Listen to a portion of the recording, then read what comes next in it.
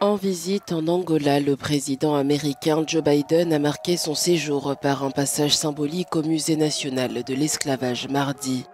Ici, des millions de personnes furent arrachées à leur liberté et à leur terre pour être envoyées dans des conditions inhumaines vers les Amériques. Nous sommes ici aujourd'hui dans un lieu chargé de sens. Avant de célébrer les progrès de notre amitié, nous devons réfléchir à ces débuts douloureux.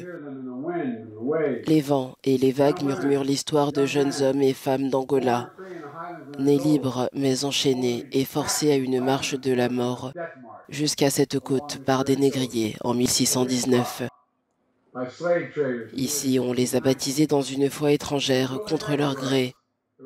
Leurs noms ont été effacés, remplacés par Anthony et Isabella, avant d'être embarqués sur un navire négrier pour traverser l'effroyable passage du milieu, entassés par centaines. C'était le début de l'esclavage aux États-Unis, une période cruelle, brutale et déshumanisante. Ce fut le péché originel de l'Amérique, une ombre qui hante notre nation depuis.